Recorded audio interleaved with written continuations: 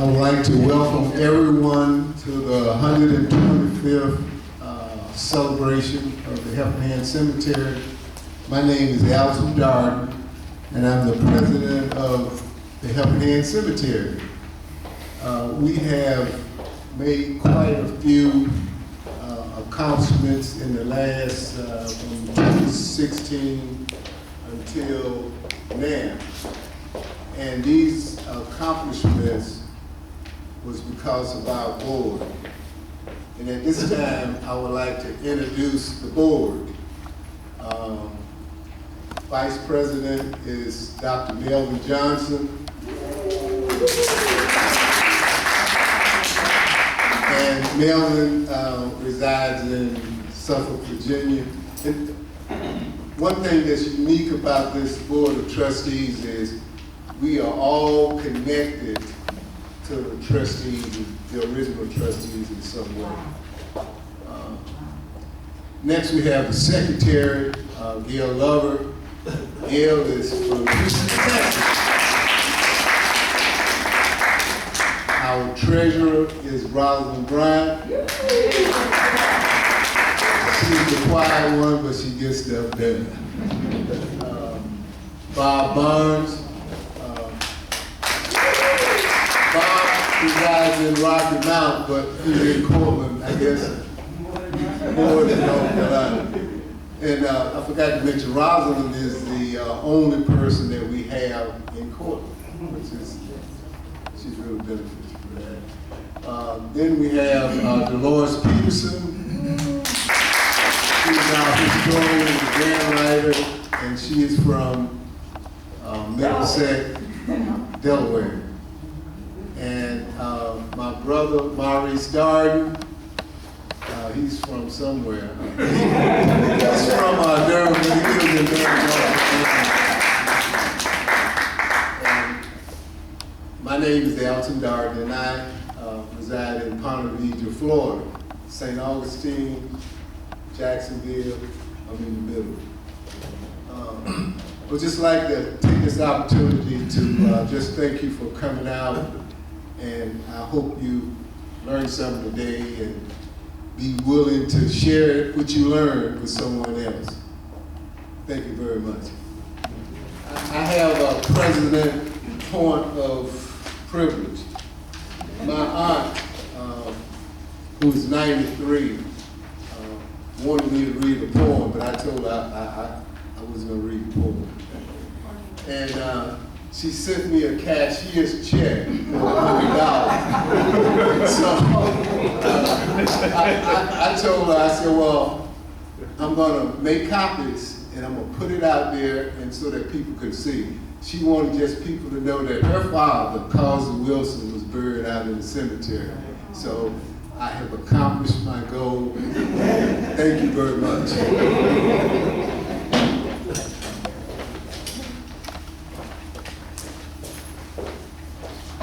Good morning. Good morning. As Mr. President Alton Darden mentioned to you, I'm the current Vice President, Melvin Johnson, residing in Suffolk, but I call Courtland home. And I am down here probably at least once a month or so doing something with the cemetery. This morning I have several jobs that I'm tasked to do.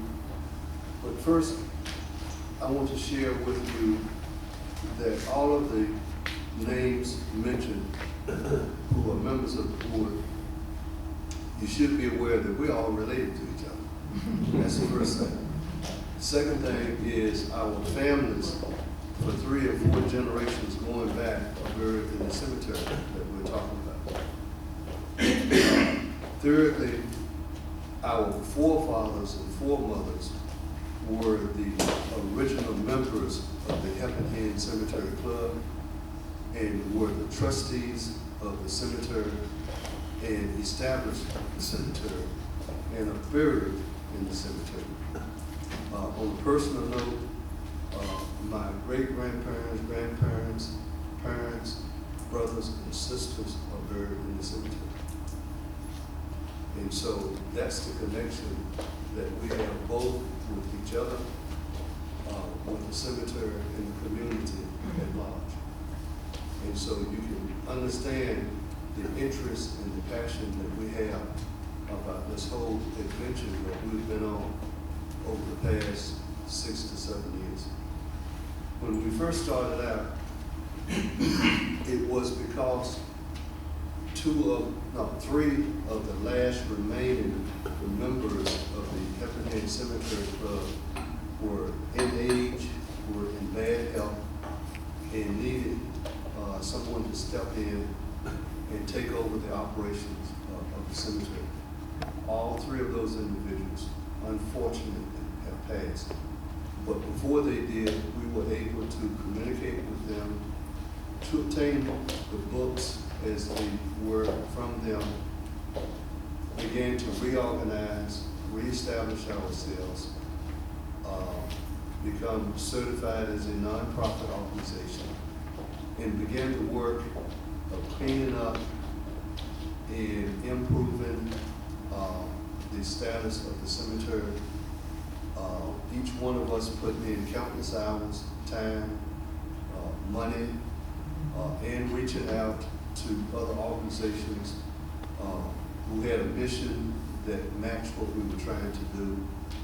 And as Alton mentioned, without the assistance of Ms. Peterson, a lot of this that we have there today would not have been accomplished. As a grant writer, as a person who also had family members in the cemetery, and as one who has great passion about this whole thing, it would literally have been impossible to get accomplished what we have so far without that.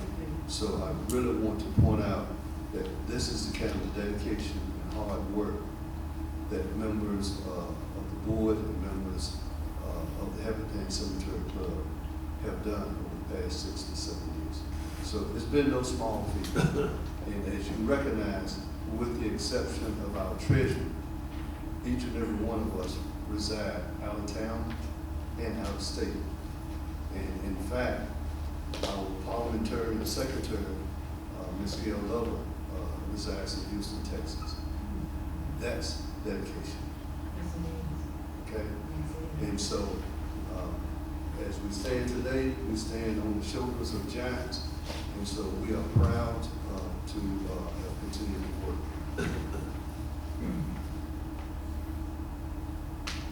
At this time, I'm going to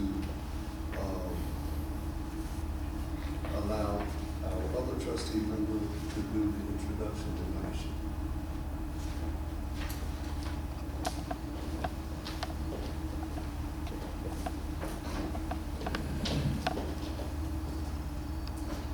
Good morning.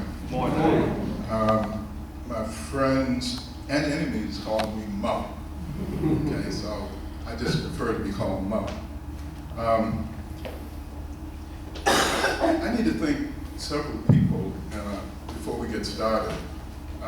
There's a young man named Cameron, and he's the person that's using the movie camera now. We made him dedicated only because he's helped us clean the cemetery, and he just got off from work, and he came to do what he's doing today. Now, I'm supposed to introduce the dignitaries. And one thing about COVID, you don't know who the dignitaries are anymore because they have masks on. So, what I'd like to have you do, though, is we're going to recognize the dignitaries, and I think everybody in here is a dignitary. So we're going to have some crowd participation for the dignitaries, and I have crowned you all dignitaries. Now, this is not a funeral, please, okay? What we need to do is learn and have fun. So, as far as what I'd like to have you do is just give yourself a hand because everyone in here is a dignitary.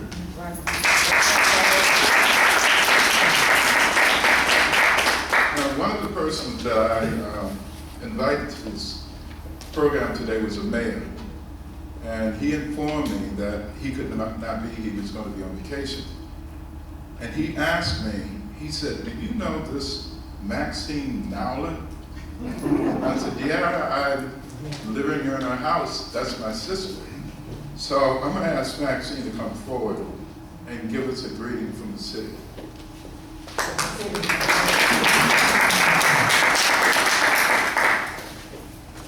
Good morning. I'd like to welcome you to the town of Courtland, population 12,075. You can probably walk from one end to the other one in less than 45 minutes. And we do have one light. I never thought I'd be welcoming anyone here at all because I was going to leave Courtland, go to the bright lights and to the city. That's what my plans were, but never did I thought I'd be on a council for 30 years. I'd really like to recognize one of our council members who was really instrumental in making sure that the kiosk was met the code. And his name is Jason Fowler, and he worked very, very well with the Helping Hand committee. And to our special guest, all three of them I kind of know, and Chen, I met through Ancestry. Yeah, we didn't know each other about 14 years, and it was because of Ancestry that I met her. And then there's Lynette. We call her Lynette Lewis in high school. She and I were in the choir together. I sang the second alto. What did you sing? First. Oh, first alto or first soprano? First I don't alto. Okay. And second soprano. Okay, yeah, well, you know, so I know her. And then I looked at Elwood when he came in. I said, "Oh, I know you." But then I found out that he was in love with my best friend, Musuem. We call her Musuem. So I have a relationship, and we'd like to welcome all of you again. We already know you. And I think this is a wonderful occasion, and we just thank you for coming. I am a part of the committee. I'm not part of the committee, but I might well be on the committee because they called me about things. But we're just so glad that you came to share in our special moments. Thank you.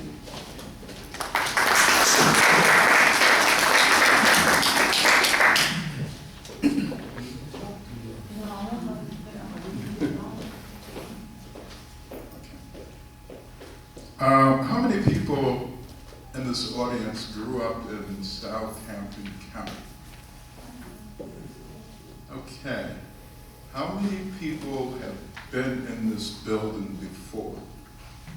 How many people even knew this building was here? Okay. I'm getting to a point here, and that point is I would like for Crystal Joyner to come forward. Come after. She's gonna do it at the end. Okay, you change. Yeah, I changed.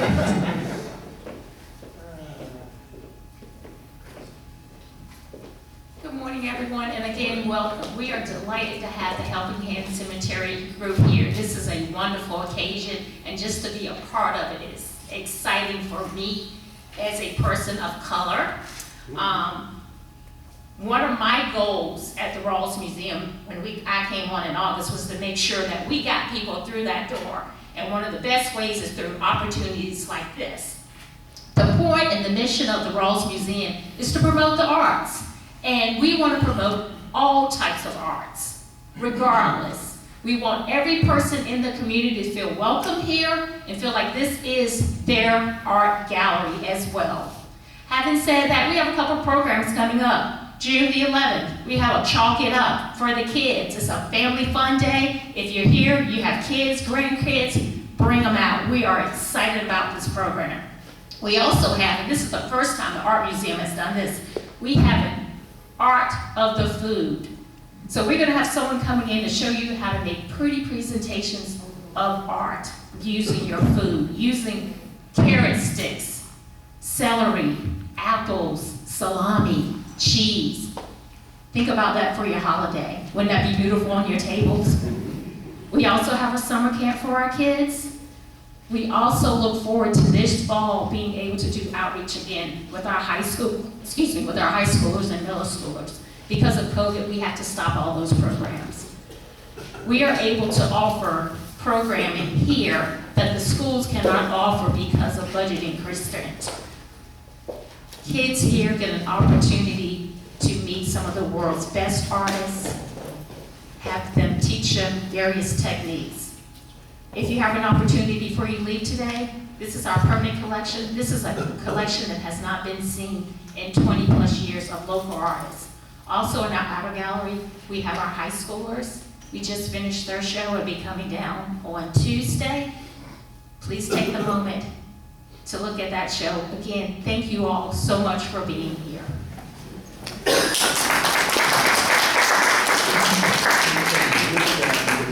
Oh yes, the gift shop's open as well. Okay, I'm just going to give some quick shout outs to people that have really been instrumental in us getting to the point where we are now. I don't think, I invited Alvin Walden. Okay, he's not here. Okay, this is like my right-hand person whenever I come to town, and that would be Elton Peterson. Elton, let's put, Elton, that's you.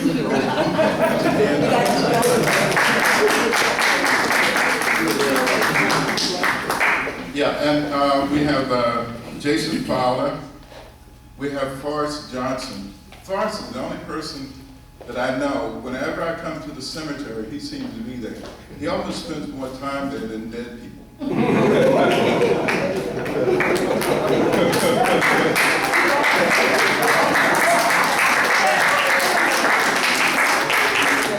then we have other partners. We have the Virginia Preservation Society. We've had help from Virginia Tech, Virginia Forestry,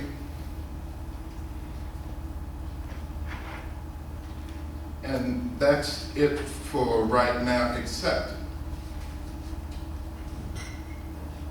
we operate on a budget, probably a shoestring budget.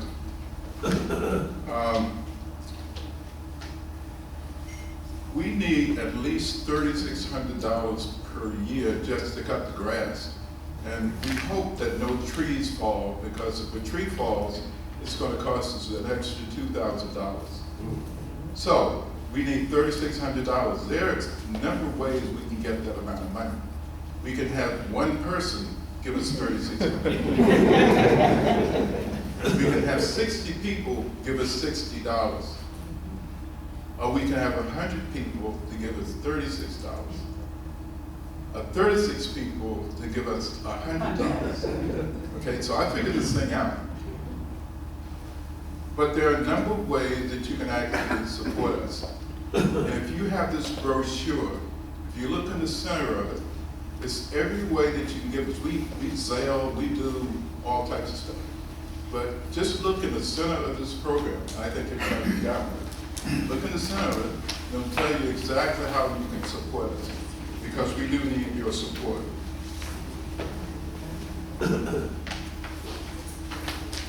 And we also have a Facebook site called Helping Hand Cemetery. If you want to know anything about the cemetery that we've done since 2016, you can actually go in, and it's historically appropriate. You will be able to see everything that we have done in that cemetery since 2017. Okay. You did great. Yeah. Hold on a second.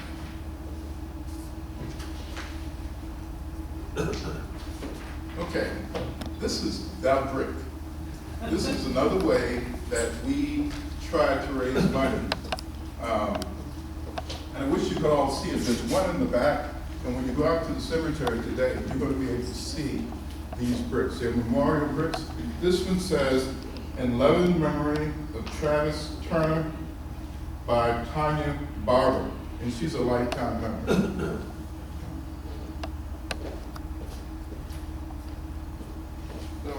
Oh. The bricks cost $100. it's worth it when you see the improvements that we've made at the cemetery. My brother told me to remind you of the continental breakfast that you see today. That was donated by Roxanne and Rosalind. I'm going to say Bryant because I can't remember the last name. But Roxanne, where's Roxanne? And Rosalind, you need to stand up.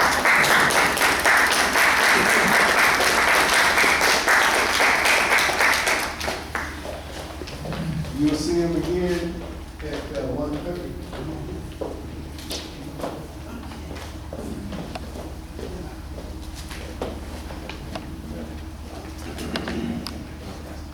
Good morning, everyone. Good morning.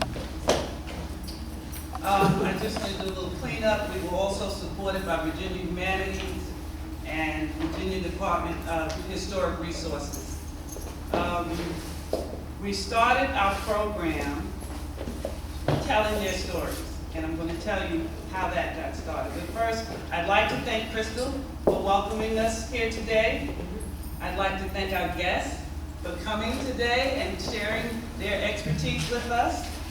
And I think because this has been a really rough couple of years, I'd like to send collectively our prayers to the people of Buffalo and to the children in Texas and to the over 1 million people who we have lost from COVID.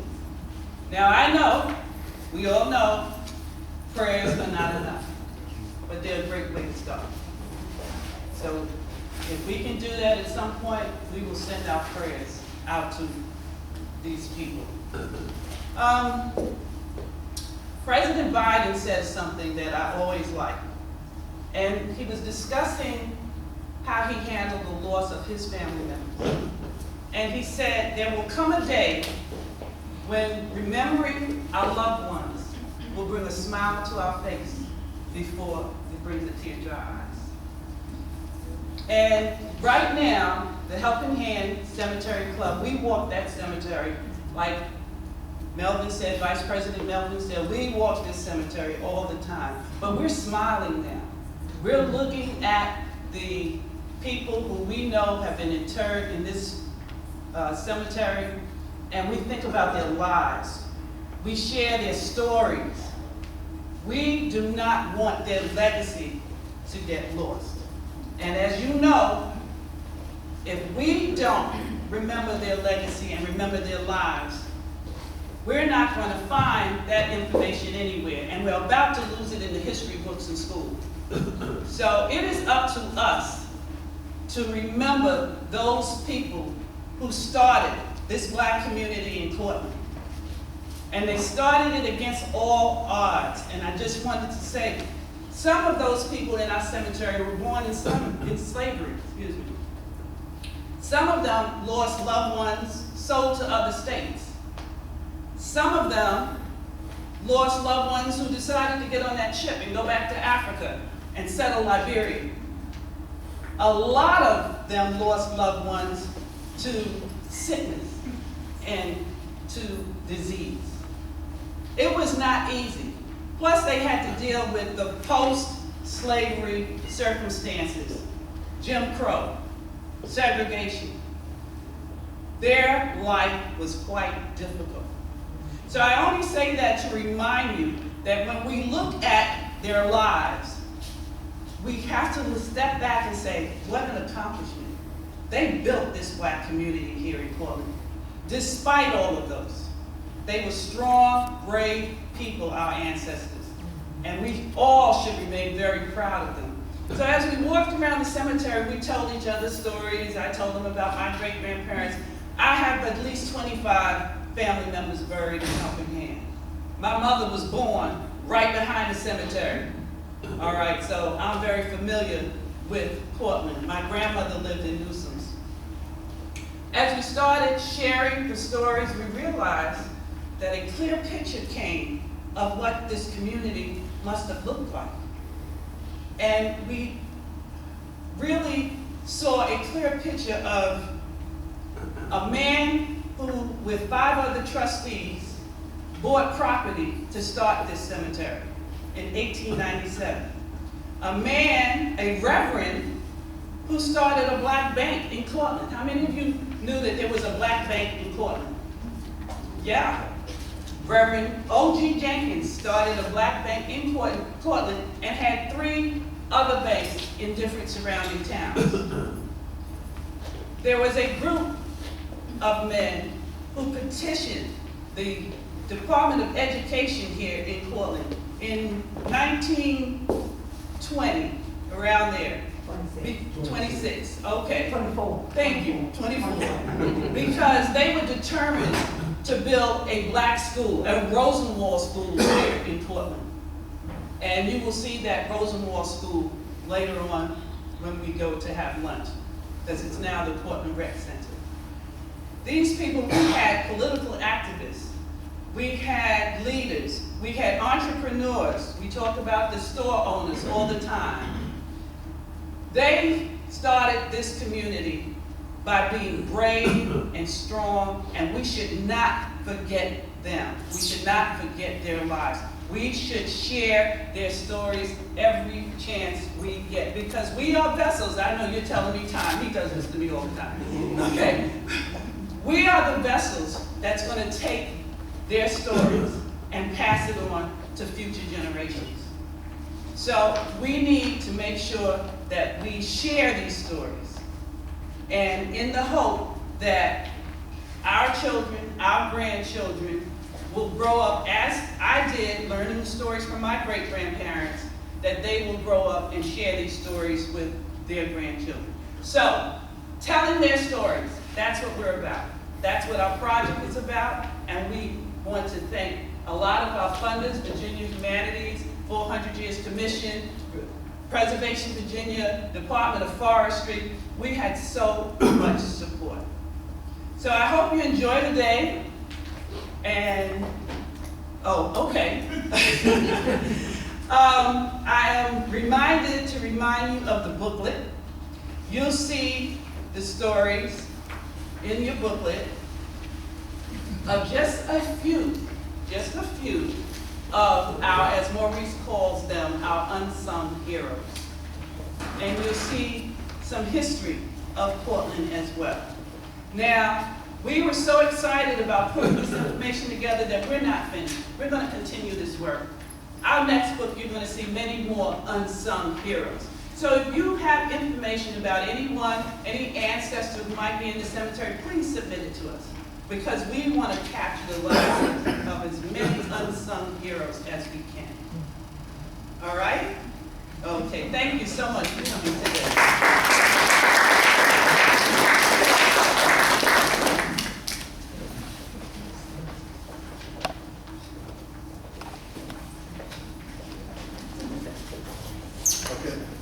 I'm going to get us back on track. I know how to do that. At your leisure, you can take a look at the program brochure that you have, and right beneath the 4th page, I believe it is, where it says a message from the president, you will see that it has a list of what we have a lot to celebrate. And there are about 15 items that you can peruse to give you some idea of what we have been doing over the past 5 to 6 years. And I won't stand here and try to read through and explain those, but if you have questions later on, we can answer those for you. What I want to do right now is introduce our first speaker, who is Ms. Chen, who is Executive Director of the Middle Passage Ceremonies and Past Markers Program. And she would tell you who she is and give her presentation. Attention to Ms. Chen.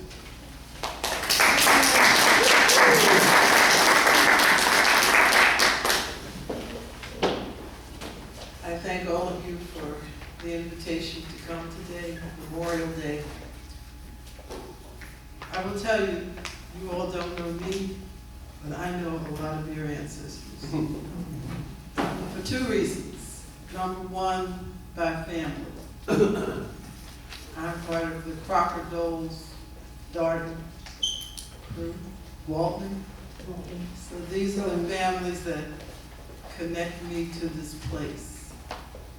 And we're telling the history of the place, the stories of those people. In 2011, I started the Middle Passage Ceremonies and Port Markers Project. Identified 50, well, originally it was 48, it's now grown to 53 locations on the Atlantic and Gulf Coast of the North American mainland, where our African ancestors arrived directly from Africa, not through the Caribbean, not in terms of an internal migration. But the story of human beings is always about migration. Ours is particular as African descended people because it was a forced migration. But it's not the beginning of the story of people on this land.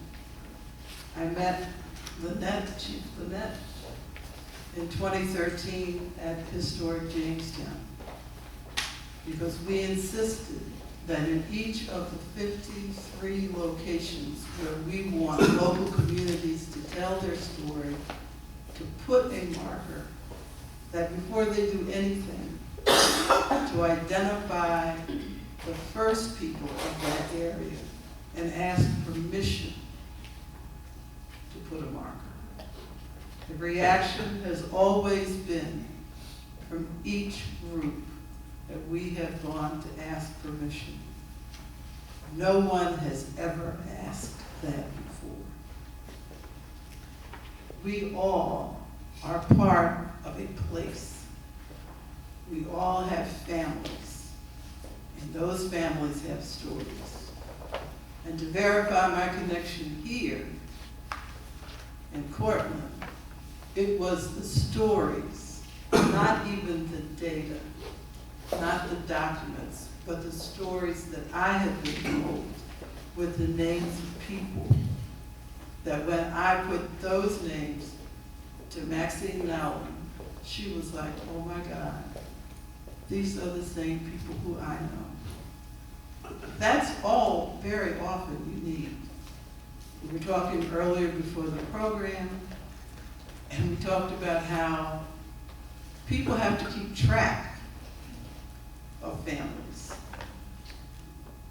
In Washington, D.C., where I was raised, my family, for 4 generations, was instructed never marry a man from Washington, D.C.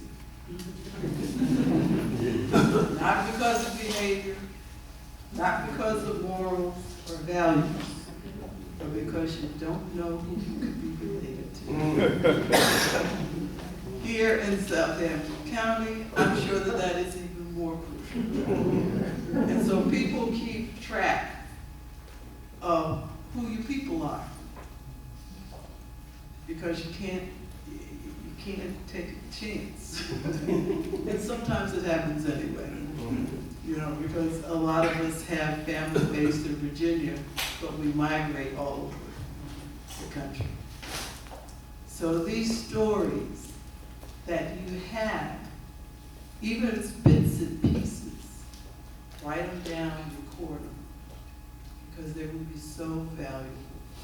I hope that, you know, the club, the Helping Hands Club, will take on seriously an oral history project, and I hope all of you will tell your family stories. In 2022, there will be 7 markers installed, and this is always the cities on the coast. So, of course, Courtland and Suffolk and Ivor and Zuni will not have a marker, but we all know this, they came in somewhere, whether it was Yorktown or West Point or Norfolk, wherever. We started there as African American people, and we didn't even become American people until the 13th Amendment, legally. I just found an interesting thing, was in Mississippi, ratified the 13th Amendment, which abolished slavery in 1995. So every single place has a unique history. We talk about emancipation in Juneteenth, which is coming up. Juneteenth belongs to Texas. I say that every single state needs to mark its own Emancipation Day as well, because that's an individual story. One of the things that's happening now is a lot of pushback about truth-telling. Go around it. Push back against it. Tell the truth. Don't worry about whether someone tells you you can't. You have this museum. You have the rec center. You have the church. You can tell your stories. You can tell the truth there while you become politically active so that your school board will allow the history to be told. I don't know about you, I was told Africans first arrived here from North American mainland in 1619. Not true. That's right. Yes, ma'am. As enslaved people, and this is not, our history is not about slavery. I want to tell you that too. Slavery is part of it. But our history is about survival and resistance and building, empowerment. That's what you all have here. The first shipment arrival of Africans to the North American mainland was in 1526 in Sapelo Bay, or Sound. That's the area shared between Georgia and South Carolina. That particular shipment of people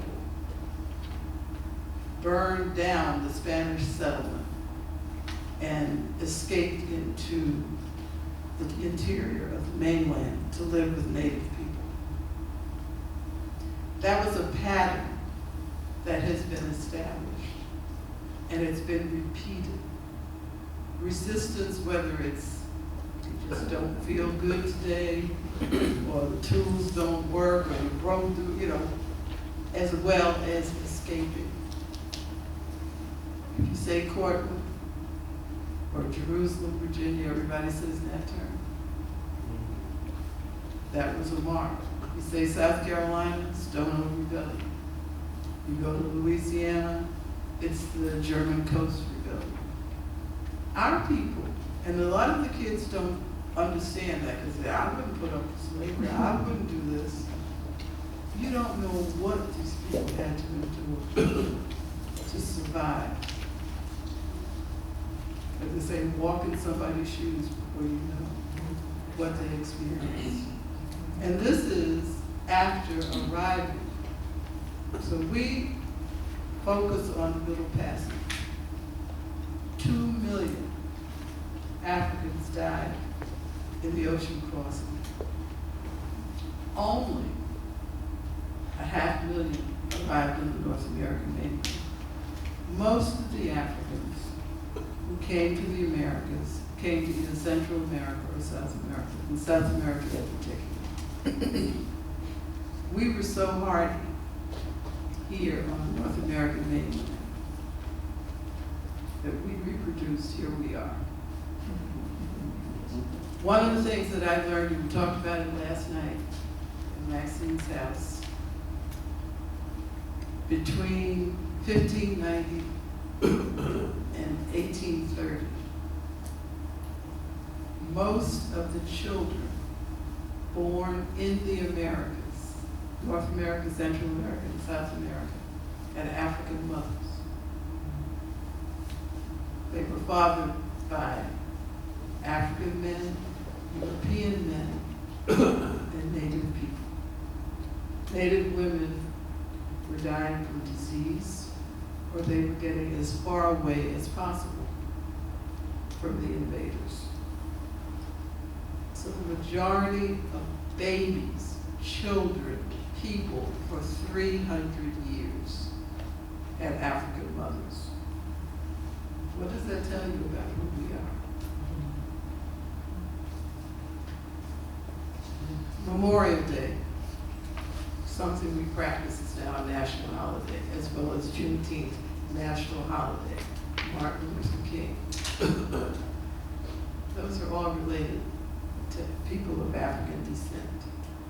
Memorial Day was started by African descended women who wanted to express a commemoration and appreciation for those who had died for their freedom. It's now become very closely associated with the military, but actually it's a tradition in our culture, among our people, among human beings, to commemorate their ancestors. This is done all over the world, but African women started that. I also want you to be aware that there is a bill, I have to get the right number now, H.R. 6805, which is about access to the burial grounds of your ancestors. I think the first bill was in terms of giving Native American rights to their legacy and being able to honor and commemorate their ancestors.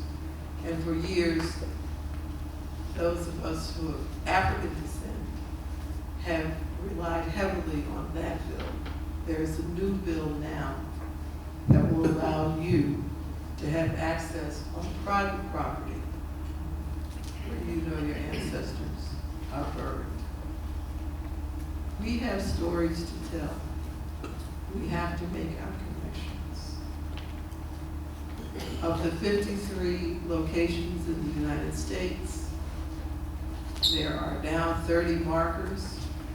They range from New Hampshire to Texas, all along the coast. So we've only got 23 more to go, 7 this year. So then we'll be down to 16. I think that it's important that, I'm not going to talk too much longer because I really want for you all to talk and tell your stories or ask questions. I want an engagement. That's what I hope will happen. Because I've come home and I'd like to be able to share the histories that you have. So thank you for the invitation. And there's maps and brochures out front. I've got a whole book that will show every ship that brought Africans into North America. I can give you details on that. But let's talk. Thank you.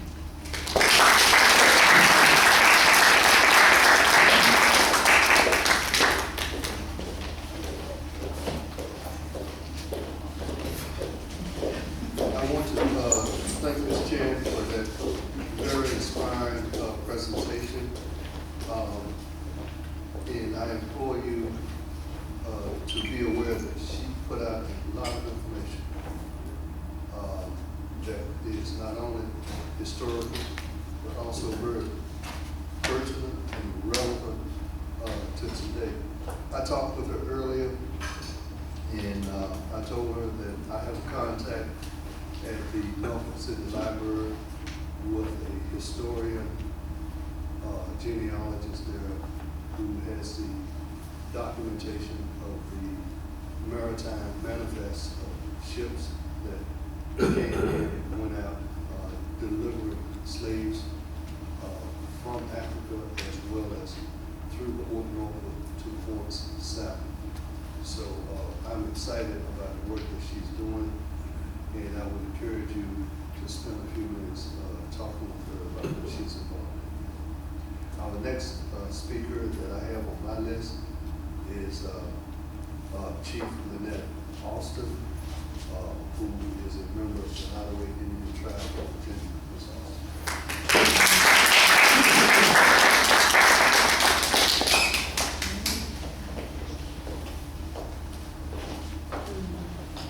Thank you so much for that happy to see everybody, and a big shout out to my classmates from Riverview High School.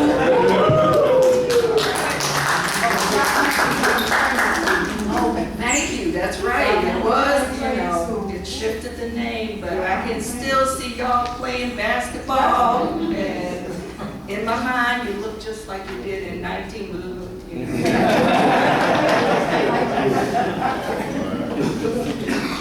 Okay, I brought notes because I have to stay on track here, but I mentioned my classmates because our history, our personal history, was not taught to us in school.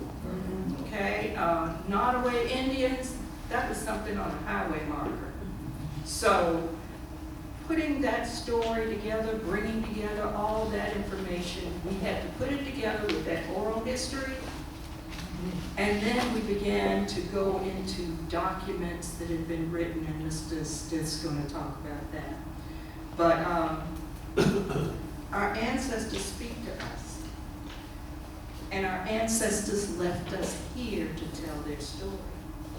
And I said they left us here. You have to think about it that way, because we're a part of them. And sometimes we forget there's that connector. To fill in the gaps on our oral history, we had to go to court documents, diaries, newspaper articles, all these things that could help us put all of those pieces of the puzzle together. It is unfortunate that we did not have written history. Nottoway people passed on information through oral tradition.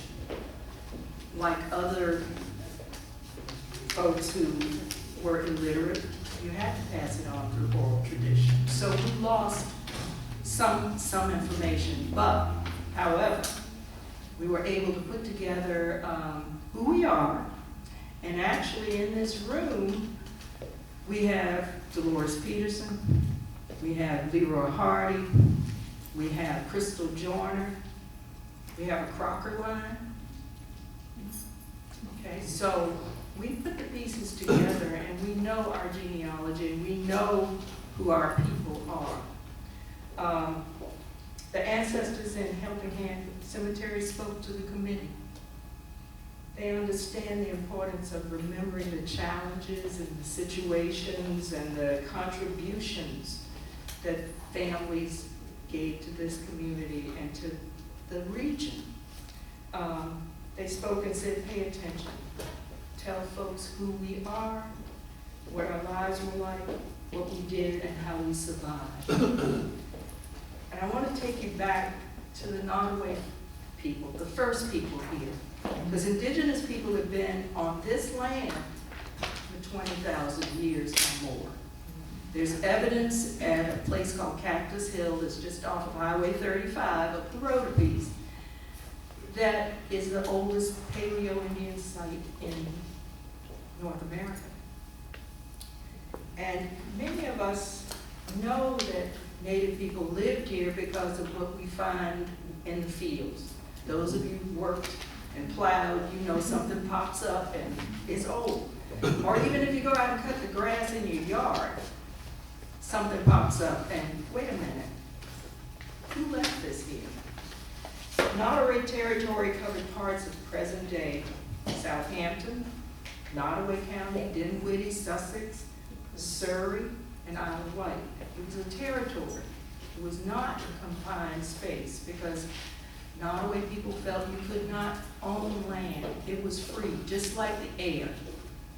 So people used the land for the benefit of hunting.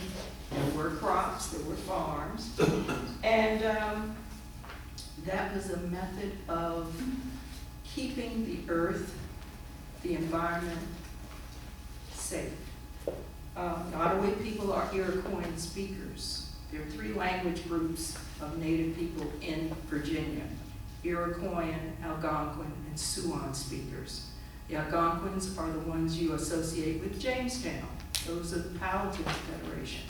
If you go west, you have the Monacans, and they are Siouan speakers. And if you go even further west to the mountains, we have the Cherokee, and the Cherokee are actually Iroquois people. The Naharan were to the south of us, and they still live to the south of us. And then there are Tuscarora that live further down in North Carolina, so they are also Iroquois speakers. We'll give you a snapshot of history here, because from the late 1600s, from the late 1600s to the late 1800s, Nottoway people lived on reservation land here in Southampton and Sussex counties. The land was a 3-mile circle on the north side of the Nottoway River and a 6-mile square on the south side of the river. The great town of the Nottoway was on the Assamuset Swamp. And to give you a perspective, Cedro is located in the circle area of the reservation. Old Hickory Road, Littleton, Homeville, Highway 35, places where Nottoway descendants live. That was part of the circle track. You go to the south side of the river on Indiantown Road and Cabron and where Riverview was and Southampton High, Carey's Bridge Road, Indiantown Road. Those are places that were part of the square track of the reservation. And we have a preconceived, or many people have a preconceived notion about Native people, that they lived kind of isolated, and there are a lot of stereotypes about how we evolved.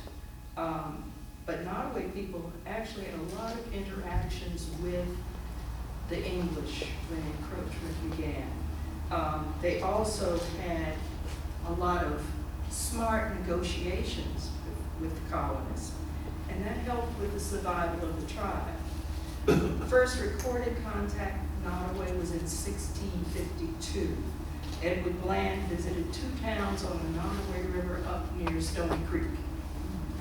The expedition was to explore the area and to create a new English colony, just like they had the colony in Jamestown. They wanted to create New Britain here in this area.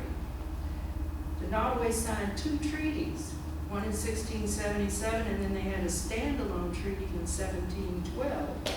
And that 1712 treaty was associated with the Circle Tract, the reservation land up near Seaward.